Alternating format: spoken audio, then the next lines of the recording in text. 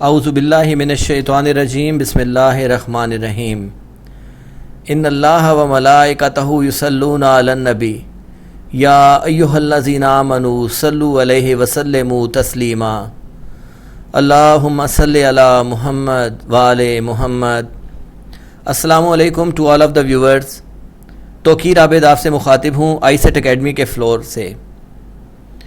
محرم الحرام کے سلسلے میں جو ویڈیوز آپ کی خدمت میں پیش کی گئیں، آج اس سلسلے میں آپ سے شیئر کروں گا یوم عاشوراء میں ایک بہت بڑی شہادت اور ایک معصوم بچے کی شہادت شہزادہ علی اصغر علیہ السلام۔ سرمایہ دیں دولت احساس ہے اصغر، سرمایہ دیں دولت احساس ہے اصغر، ہم نام علی جرت عباس ہے اصغر۔ ممکن ہو تو محشر میں بھی لب چوم لے اس کے، ممکن ہو تو محشر میں بھی لب چوم لے اس کے، اے کوثر و تسنیم تیری پیاس ہے اصغر۔ جب امام حسین علیہ السلام بے یار و مددگار ہو گئے تو آپ خود شہادت کے لیے میدان کی جانب روانہ ہوئے۔ جنوں کے ایک گروہ عظیم نے سعادت نصرت حاصل کرنے کی خواہش کی۔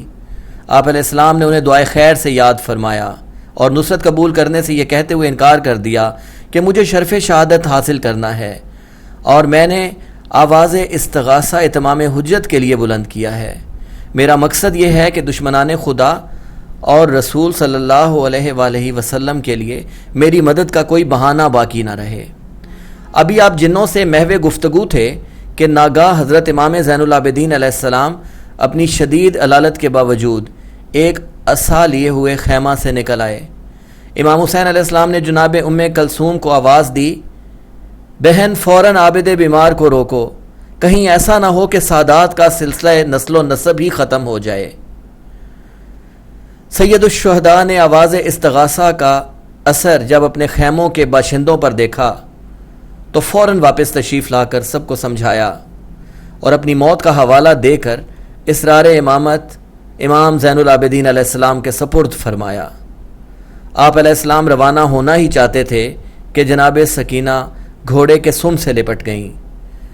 امام حسین علیہ السلام نے انہیں سینے سے لگایا، رخسار کا بوسہ لیا، صبر کی تلقین کی اور جناب زینب علیہ السلام کو سکینہ کی نگہداشت کی ہدایت فرمائی۔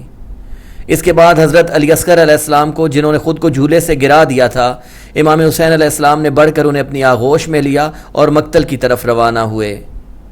میدان میں پہنچ کر آپ ایک ٹیلہ پر بلند ہوئے۔ آپ نے قوم اشقیاء کو مخاطب کر کے فرمایا، دیکھو میں اپنے 6 ماہ کے بچے کو پانی پلانے کے لیے لایا ہوں۔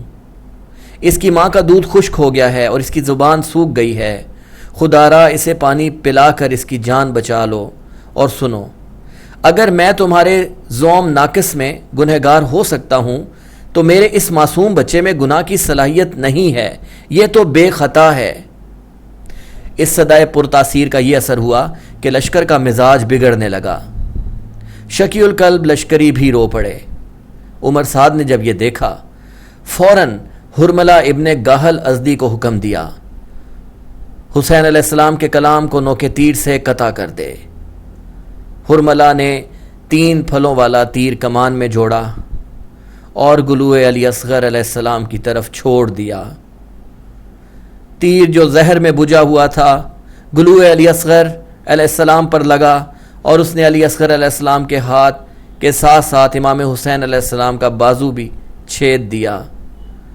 امام حسین علیہ السلام نے بچے کو سینے سے لگا کر اس کے خون سے چلو بھر لیا اور چاہا کہ آسمان کی طرف پھینکیں۔ جواب آیا، یہ خون ناحق ہے، اسے اس طرف نہ پھینکیے ورنہ قیامت تک بارش کا سلسلہ بند ہو جائے گا۔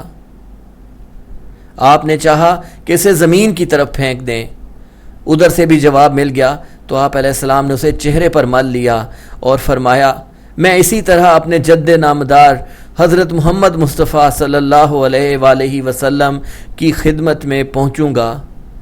اس کے بعد آپ علیہ السلام نے ایک ننھی سی قبر تلوار سے کھودی اور اس میں حضرت علی اصغر علیہ السلام کو دفن فرما دیا۔ آئے اصغر تو سبھی کی تھی صدا بسم اللہ، آئے اصغر تو سبھی کی تھی صدا بسم اللہ، گھر میں اب پوری ہوئی کرب و بلا بسم اللہ، شاہ نے کان میں اصغر کے کوئی بات کہی، مسکراتے ہوئے اصغر نے کہا بسم اللہ، مسکراتے ہوئے اصغر نے کہا بسم اللہ، وما علینا الا البلاغ المبین۔